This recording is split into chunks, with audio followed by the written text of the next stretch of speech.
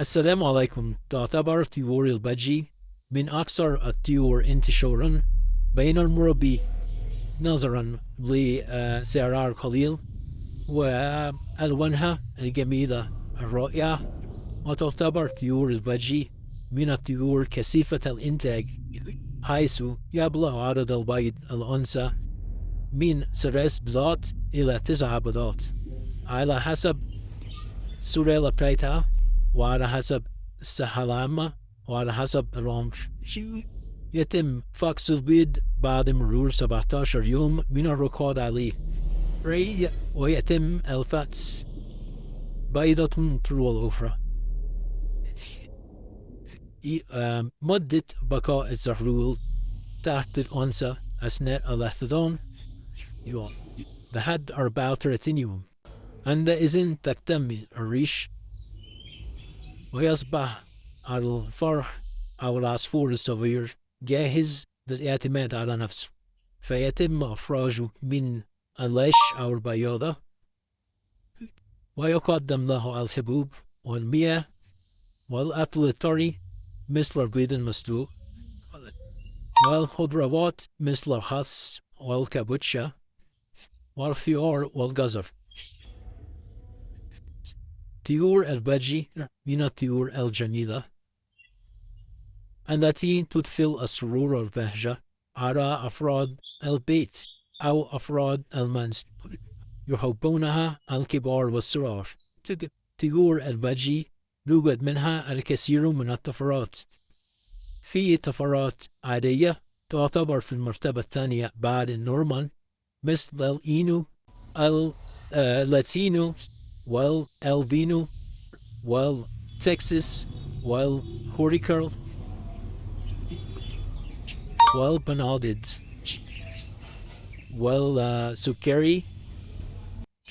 السلام عليكم. تعتبر طيور البادجي من أكثر الطيور انتشارا بين المربي نظرا لسعرها القليل وألوانها الجميلة الرائعة.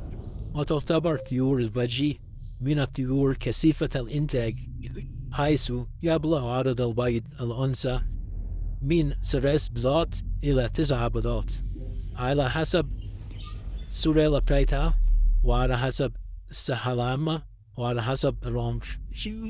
يتم فحص البيض بعد مرور 17 يوم من الركود عليه، ويتم الفحص بيضة تلو الأخرى.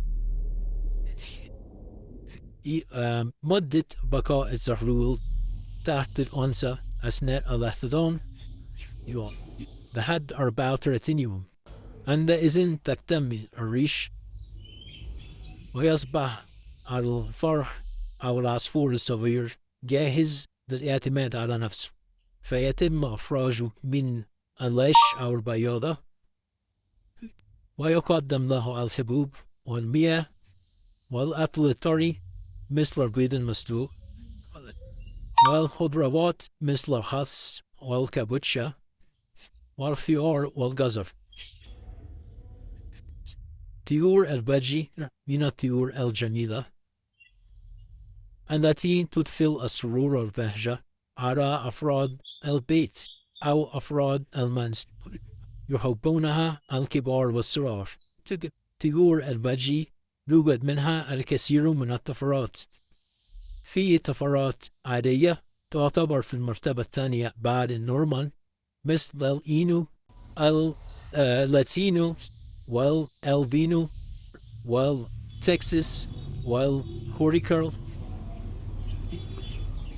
والبنادد، والسكري.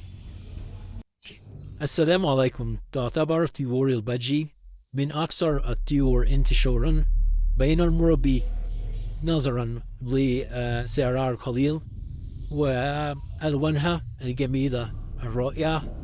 وتعتبر طيور البادجي من الطيور كثيفة الإنتاج، حيث يبلغ عدد البيض الأنثى من 3 بيضات إلى 9 بيضات على حسب السلالة بتاعتها، وعلى حسب الصحة العامة، وعلى حسب العمر.